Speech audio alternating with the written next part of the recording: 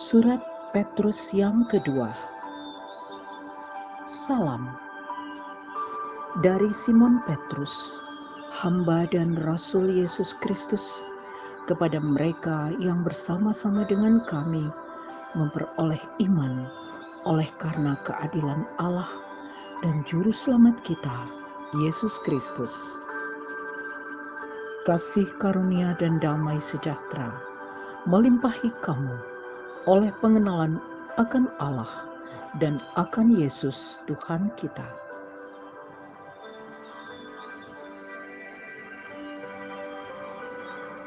Panggilan dan pilihan Allah. Surat Petrus kedua, pasal 1 ayat 3 hingga 15. Karena kuasa ilahinya telah menganugerahkan kepada kita segala sesuatu yang berguna untuk hidup yang saleh oleh pengenalan kita akan Dia yang telah memanggil kita oleh kuasa-Nya yang mulia dan ajaib. Dengan jalan itu Ia telah menganugerahkan kepada kita janji-janji yang berharga dan yang sangat besar, supaya olehnya kamu boleh mengambil bagian dalam kodrat ilahi dan luput dari hawa nafsu duniawi yang membinasakan dunia.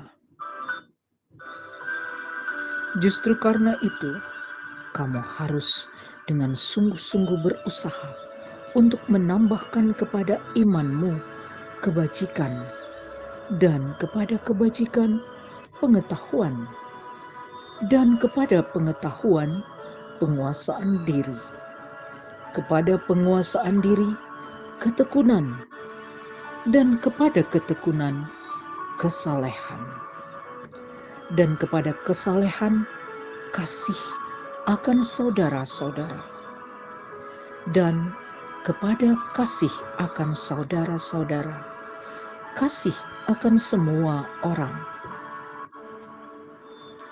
Sebab apabila semuanya itu ada padamu dengan berlimpah-limpah, kamu akan dibuatnya menjadi giat dan berhasil dalam pengenalanmu akan Yesus Kristus, Tuhan kita. Tetapi barang siapa tidak memiliki semuanya itu, ia menjadi buta dan picik karena ia lupa bahwa dosa-dosanya yang dahulu telah dihapuskan. Karena itu, saudara-saudaraku, berusahalah sungguh-sungguh supaya panggilan dan pilihanmu makin teguh. Sebab jikalau kamu melakukannya, kamu tidak akan pernah tersandung. Dengan demikian, kepada kamu akan dikaruniakan hak penuh untuk memasuki kerajaan kekal, yaitu kerajaan Tuhan dan Juru Selamat kita, Yesus Kristus. Karena itu aku senantiasa bermaksud mengingatkan kamu akan semuanya itu, sekalipun kamu telah mengetahuinya dan telah teguh dalam kebenaran yang telah kamu terima. Aku menganggap sebagai kewajibanku untuk tetap mengingatkan kamu akan semuanya itu selama aku belum menanggalkan kemah tubuhku ini. Sebab aku tahu bahwa aku akan segera menanggalkan kemah tubuhku ini, sebagaimana yang telah diberitahukan kepadaku oleh Yesus Kristus Tuhan kita. Tetapi aku akan berusaha supaya juga sesudah kepergianku itu, kamu selalu mengingat semuanya itu.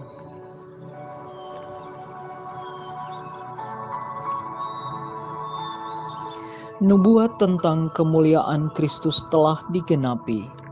Surat Petrus yang kedua pasal 1 ayat 16 hingga 21. Sebab kami tidak mengikuti dongeng-dongeng isapan jempol manusia. Ketika kami memberitahukan kepadamu kuasa dan kedatangan Tuhan kita Yesus Kristus sebagai Raja, tetapi kami adalah saksi mata dari kebesarannya. Kami menyaksikan bagaimana Ia menerima kehormatan dan kemuliaan dari Allah Bapa ketika datang kepadanya suara dari Yang Maha Mulia yang mengatakan, "Inilah anak yang kukasihi, kepadanyalah aku berkenan." Suara itu kami dengar datang dari sorga ketika kami bersama-sama dengan Dia di atas gunung yang kudus. Dengan demikian, kami makin diteguhkan oleh firman yang telah disampaikan oleh para nabi. Alangkah baiknya kalau kamu memperhatikannya sama seperti memperhatikan pelita yang bercahaya di tempat yang gelap sampai fajar menyingsing dan bintang timur terbit bersinar di dalam hatimu.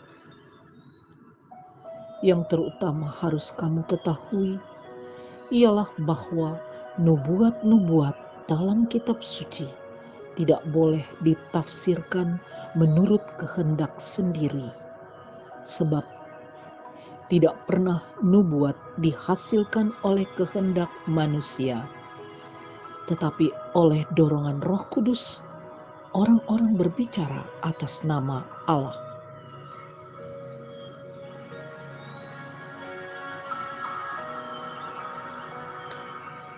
Nabi-nabi dan guru-guru yang palsu.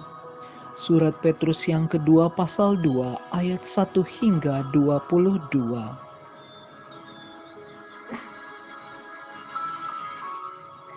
Sebagaimana nabi-nabi palsu dahulu tampil di tengah-tengah umat Allah, demikian pula di antara kamu akan ada guru-guru palsu. Mereka akan memasukkan pengajaran-pengajaran sesat yang membinasakan. Bahkan mereka akan menyangkal penguasa yang telah menebus mereka. Dan dengan jalan demikian, segera mendatangkan kebinasaan atas diri mereka. Banyak orang akan mengikuti cara hidup mereka yang dikuasai hawa nafsu, dan karena mereka, jalan kebenaran akan dihujat. Dan karena serakahnya guru-guru palsu itu akan berusaha mencari untung dari kamu dengan cerita-cerita isapan jempol mereka. Tetapi untuk perbuatan mereka itu, hukuman telah lama tersedia dan kebinasaan tidak akan tertunda. Sebab jikalau Allah tidak menyayangkan malaikat-malaikat yang berbuat dosa, tetapi melemparkan mereka ke dalam neraka, dan dengan demikian menyerahkannya ke dalam gua-gua yang gelap untuk menyimpan mereka sampai hari penghakiman. Dan jikalau Allah tidak menyayangkan dunia purba, tetapi hanya menyelamatkan Nuh, pemberita kebenaran itu, dengan 7 orang lain, ketika Ia mendatangkan air bah atas dunia orang-orang yang fasik. Dan jikalau Allah membinasakan kota Sodom dan Gomora dengan api, dan dengan demikian memusnahkannya dan menjadikannya suatu peringatan untuk mereka yang hidup fasik di masa-masa kemudian, tetapi Ia menyelamatkan Lot, orang yang benar, yang terus-menerus menderita oleh cara hidup orang-orang yang tak mengenal hukum dan yang hanya mengikuti hawa nafsu mereka saja. Sebab orang benar ini tinggal di tengah-tengah mereka, dan setiap hari melihat dan mendengar perbuatan-perbuatan mereka yang jahat itu, sehingga jiwanya yang benar itu tersiksa. Maka nyata bahwa Tuhan tahu menyelamatkan orang-orang saleh dari pencobaan dan tahu menyimpan orang-orang jahat untuk disiksa pada hari penghakiman, terutama mereka yang menuruti hawa nafsunya karena ingin mencemarkan diri dan yang menghina pemerintahan Allah. Mereka begitu berani dan angkuh sehingga tidak segan-segan menghujat kemuliaan. Padahal malaikat-malaikat sendiri yang sekalipun lebih kuat dan lebih berkuasa daripada mereka tidak memakai kata-kata hujat. Kalau malaikat-malaikat menuntut hukuman atas mereka di hadapan Allah, tetapi mereka itu sama dengan hewan yang tidak berakal, sama dengan binatang yang hanya dilahirkan untuk ditangkap dan dimusnahkan. Mereka menghujat apa yang tidak mereka ketahui, sehingga oleh perbuatan mereka yang jahat, mereka sendiri akan binasa seperti binatang liar dan akan mengalami nasib yang buruk sebagai upah kejahatan mereka. Berfoya-foya pada siang hari, mereka anggap kenikmatan. Mereka adalah kotoran dan noda yang mabuk dalam hawa nafsu mereka kalau mereka duduk makan minum bersama-sama dengan kamu. Mata mereka penuh nafsu zina dan mereka tidak pernah jemu berbuat dosa. Mereka memikat orang-orang yang lemah. Hati mereka telah terlatih dalam keserakahan. Mereka adalah orang-orang yang terkutuk. Oleh karena mereka telah meninggalkan jalan yang benar, maka tersesatlah mereka, lalu mengikuti jalan Bileam anak Beor yang suka menerima upah untuk perbuatan-perbuatan yang jahat. Tetapi Bileam beroleh peringatan keras untuk kejahatannya, sebab keledai beban yang bisu berbicara dengan suara manusia dan mencegah kebebalan nabi itu. Guru-guru palsu itu adalah seperti mata air yang kering, seperti kabut yang dihalaukan taufan. Bagi mereka telah tersedia tempat dalam kegelapan yang paling dahsyat. Sebab mereka mengucapkan kata-kata yang congkak dan hampa dan mempergunakan hawa nafsu cabul untuk memikat orang-orang yang baru saja melepaskan diri dari mereka yang hidup dalam kesesatan. Mereka menjanjikan kemerdekaan kepada orang lain, padahal mereka sendiri adalah hamba-hamba kebinasaan. Karena siapa yang dikalahkan orang, ia adalah hamba orang itu. Sebab jika mereka oleh pengenalan mereka akan Tuhan dan Juru Selamat kita, Yesus Kristus, telah melepaskan diri dari kecemaran dunia, tetapi terlihat lagi di dalamnya, maka akhirnya keadaan mereka lebih buruk daripada yang semula. Karena itu, bagi mereka adalah lebih baik jika mereka tidak pernah mengenal jalan kebenaran daripada mengenalnya, tetapi kemudian berbalik dari perintah kudus yang disampaikan kepada mereka. Bagi mereka cocok apa yang dikatakan peribahasa yang benar ini. Anjing kembali lagi ke muntahnya, dan babi yang mandi kembali lagi ke kubangannya.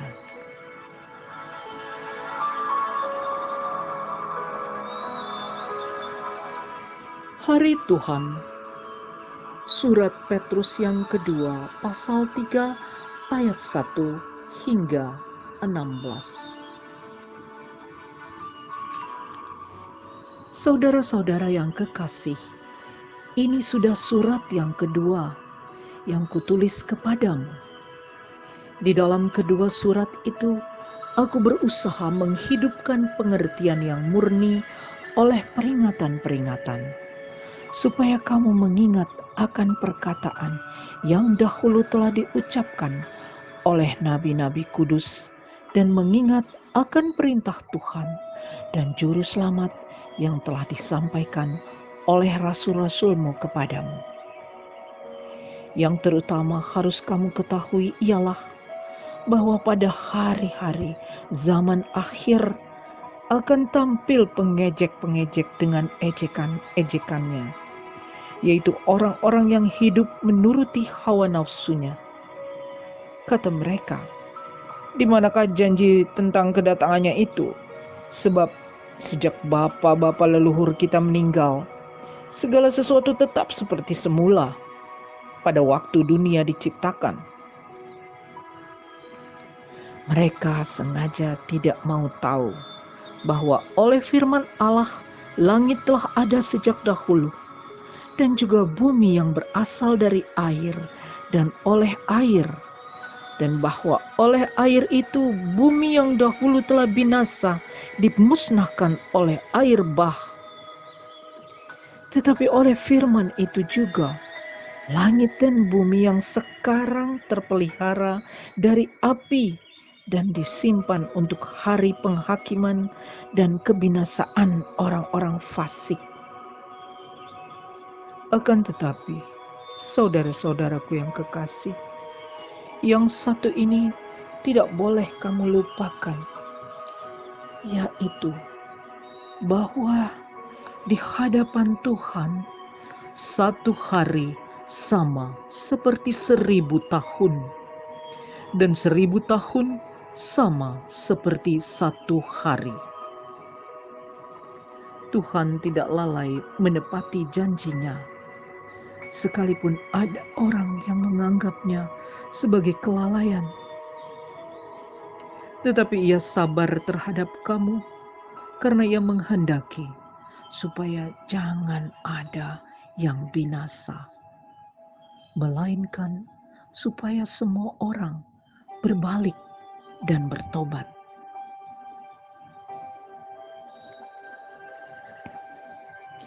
Tetapi hari Tuhan akan tiba seperti pencuri.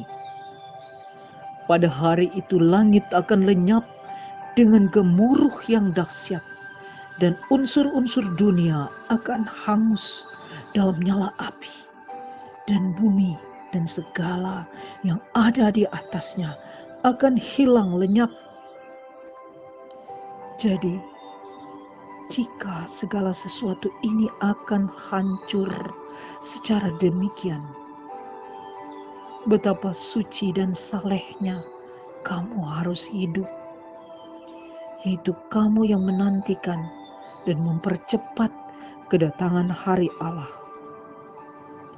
Pada hari itu langit akan binasa dalam api, dan unsur-unsur dunia akan hancur karena nyalanya. Tetapi sesuai dengan janjinya, kita menantikan langit yang baru dan bumi yang baru, di mana terdapat kebenaran.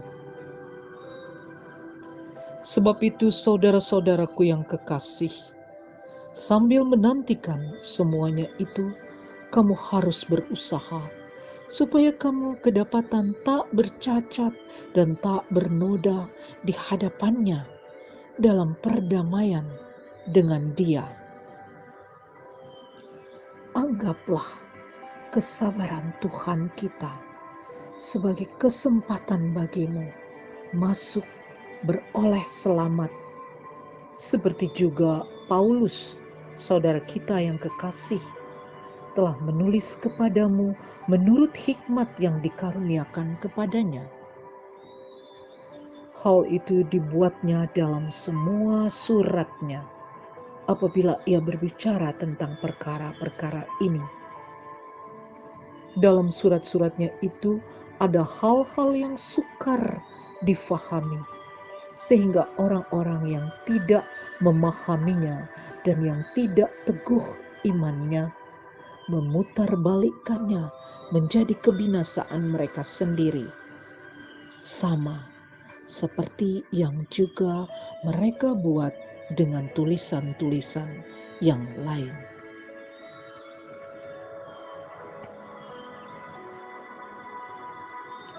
Penutup. Tetapi kamu, saudara-saudaraku yang kekasih, kamu telah mengetahui hal ini sebelumnya. Karena itu, waspadalah supaya kamu jangan terseret ke dalam kesesakan orang-orang yang tak mengenal hukum, dan jangan kehilangan peganganmu yang teguh. Tetapi bertumbuhlah dalam kasih karunia dan dalam pengenalan akan Tuhan dan Juru Selamat kita, Yesus Kristus. Baginya kemuliaan sekarang dan sampai selama-lamanya. Demikianlah sabda Tuhan. Syukur kepada Allah.